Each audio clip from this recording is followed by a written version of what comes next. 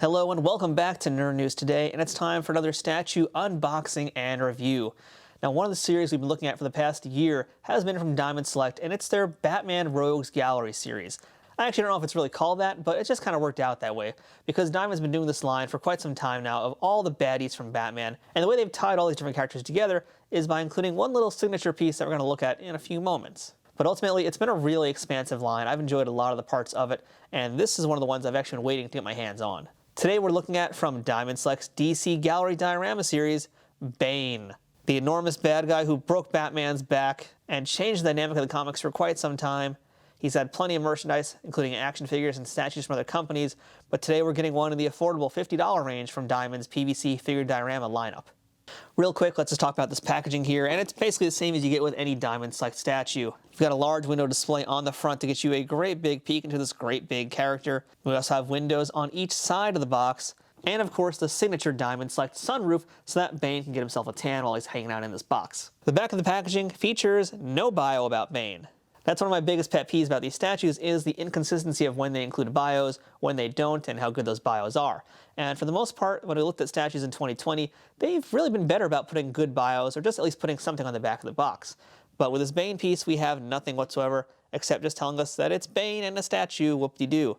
We've got a great big photo of him, which is pretty huge and maybe a little bit too big. But I think they're just really trying to impress upon you the size and girth of this figure, so it kind of makes sense. But I wish they had maybe used their space a little bit more wisely and included a bio or just something else. But we've come to kind of expect the back of these Diamond Select boxes to be hit or miss in that way. And at the end of the day, it doesn't really matter too much, but it's one of those things I like to nitpick about. The packaging also lets us know this was designed by the dynamic duo of Diamond Select, having been designed by Caesar and sculpted by Alterton. But if you're a regular here of Nerd News Today, you know that of course we are not mint on box collectors, so let's go ahead and bust this Bane loose and take a look at him from all angles. And we're back, and our Bane is out of the package, and you might notice that, well, our background today is a little green. Well, I didn't realize this when I first got him, and I was planning on doing some green screen stuff here, but turns out Bane's got a lot of green in him, and I didn't know that. In fact, you guys can see it here if we zoom in. You'll notice that his veins that are bulging on his arms here, those are green. And that's the same for the other side of his arm as well, and that helps us expose this over here, all the tubes that give him the venom, that are injecting the venom into Bane's body. Those are an incredibly green shade of green, and yeah, that's not going to work well on my green screen. And I decided that they're really kind of important and deserve to be shown, and I'm not going to sit here all day masking out every single part of it. So yeah, we're looking at a green background, but who cares? You're here to see Bane, not the crazy stuff I do with my backgrounds. So let's just go ahead and jump right on in. Normally we would discuss likeness first, but there isn't much to talk about with Bane because he's wearing this mask here, and the mask looks good. It looks pretty much fine. It's painted real well. I like the impression of his face and nose kind of sticking out in that lucha mask that he wears. So that's that. But Bane is very much about the muscles, the mass, and the size of the character, and that is where this piece absolutely stands out. So you never have to worry about anatomy with this sculpting team. They've always done a great job with that. Masterful job, really. And you guys can see it from all angles. I mean, look at his back, look at his traps, his deltoids, his triceps here. I mean, I love the triceps. I especially actually like the wrinkles in his elbow. I feel like we don't really see that a lot because most of these characters are always wearing, you know, long sleeve outfits that cover up these things, but he's got wrinkles in his elbow. I think that's really cool. And I think the muscles look a bit more defined and almost more realistic, despite this being clearly a pretty unrealistic body, because we're not covering up with a long jumpsuit or anything like that. We're getting to really see the anatomy and the fibrous muscles in this body here. Same thing with the hands too. The hands, very beefy, but they look really good. It's really nice work on the muscles. I love his enormous six-pack also. Chest is great. Yeah, they're just really great. Like, they definitely picked up some issues of muscle and fitness, or maybe found some old photos of Ronnie Coleman or Arnold Schwarzenegger. They totally made this work, made it very interesting for such a large character. And I think a good example of what I'm talking about with them covering up muscles would be the pants over here, because you can still see the outline of his quads over here. I don't think you can really see much in Calf Town, because those are all covered up. But yeah, you get a better idea of what we're talking about. And speaking of, let's talk a little bit about fabric and texture, because there is some going on. Now, surprisingly, this hair here, it actually is a texture. It's not just painted, although the paint job is pretty nice. This is actually a sculpted-in texture, all the back hair, all the shoulder hair that you're seeing here. And similarly, his whole singlet and his pants here all have a texture. It's the same texture all across. The gloves actually are not really much. It's a little bit of a finer texture at best. But yeah, the gloves don't really have as much texture going on. And as for the Batman suit that you see here being held in his arm, that also has a kind of similar texture to the pants, but it's a little bit smoother, a little bit finer. And by the way, we can't do the statue and not talk about what he's holding in his hand here. This Batman cowl and cape looks really cool, and I love that. You know, like, this whole series has been about the villains taking on Batman, but this is the first time that we've seen Batman in a different way. Because normally we have the little Easter egg and the things that are tying these pieces together, which we'll talk about right now, which are the batarangs. You can see there's one in the back over here, there's one that Bane is stepping on, and there's one that's just embedded in the floor. So this is the first time that we've actually seen, though, Batman in this kind of defeated way with this whole series. That's with him carrying that cowl. So from a storytelling perspective, this is a very unique piece in this lineup. And it seems like one of very much desperation because there's a lot more batarangs that we've seen in this piece than we have in other pieces. Because yeah, there's 3 whole batarangs here. In the past, I think it's mostly been 1, sometimes 2, but usually 1. And this is the first time we've seen them actively being like stepped on or discarded like they're nothing.